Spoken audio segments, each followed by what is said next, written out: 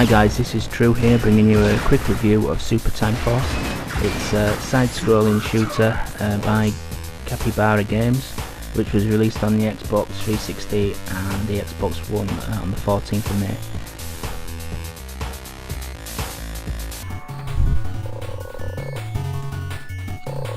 The game starts in Dr. Repeatski's science lab.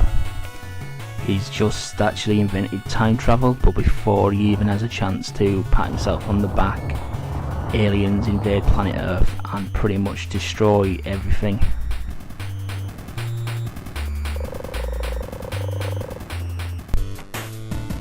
Then all of a sudden a future version of Dr. Repeatski appears, proclaiming himself to be the leader of the Super Time Force.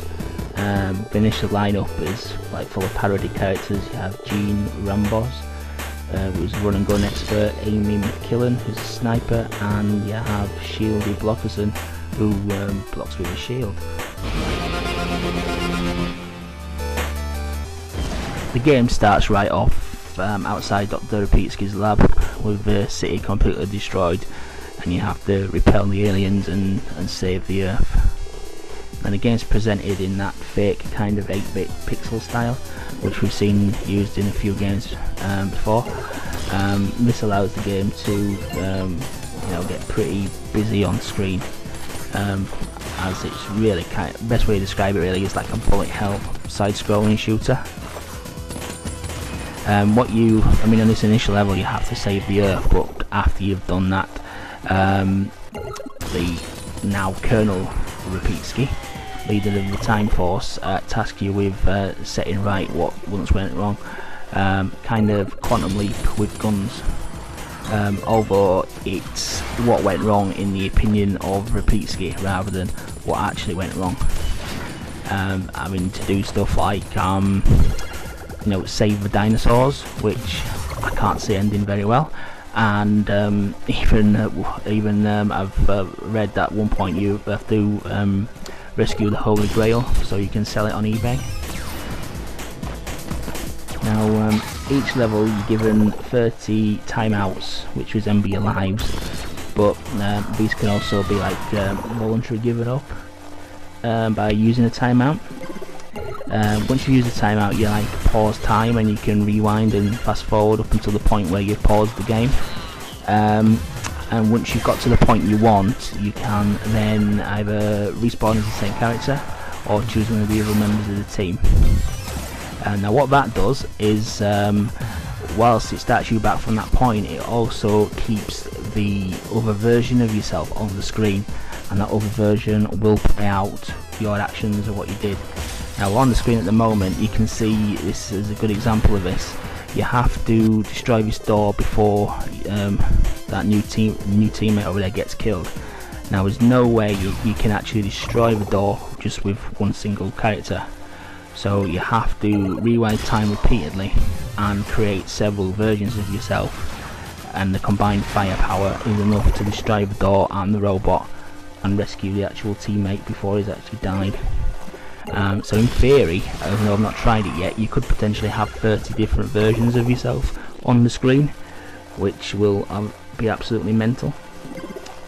What the game also does as well, if you die and are forced to rewind time, if your new version actually prevents the old version from dying, you can then recollect the version that did previously die, and that will give you an extra hit point and also give you that character's special ability as well. So if you did choose a different character, you basically have a combination of the two characters. Now the members of your Time Force do expand pretty quickly too. As you can see there, I've just rescued a new recruit there, which is Jed Leopard, obviously a parody on Def Leppard.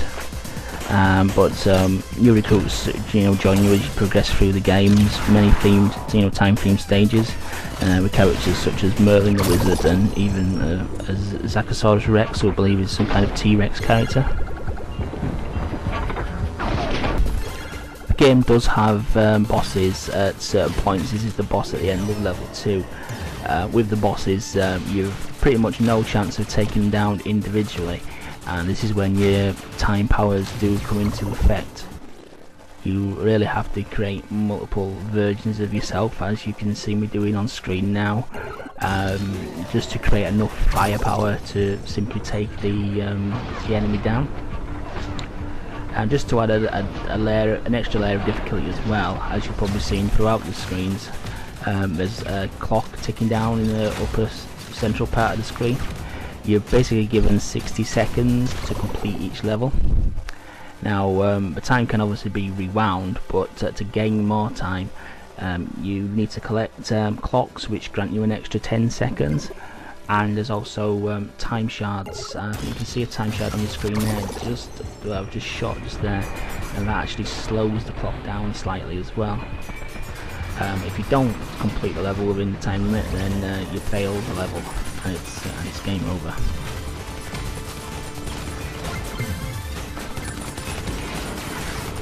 Other levels within the game are 1 million BC, which is obviously a dinosaur themed level. In this level you're tasked with stopping the asteroid which caused the dinosaurs extinction. You do recruit a member of the time team here called Tyrannosaurus, and bosses are obviously themed for the time zone. Another area that you do play is a medieval area, complete with knights, castles, and all you would expect to find in that kind of time zone. And another area is the post-apocalyptic zone.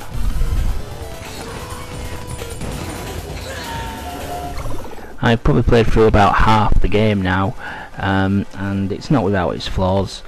The main one is keeping track of everything going on the screen. When you have scores of duplicates running around, spraying a gazillion bullets on the screen, it can get very tricky to see what you're doing, and the stop-start nature of the time mechanic might not be everybody's cup of tea, but I thoroughly enjoyed this. I'd probably give this a solid 8 out of 10. It's available on Xbox 360 and the Xbox One, both priced at $11.99. And I hope you enjoyed this first review. Thank you for watching.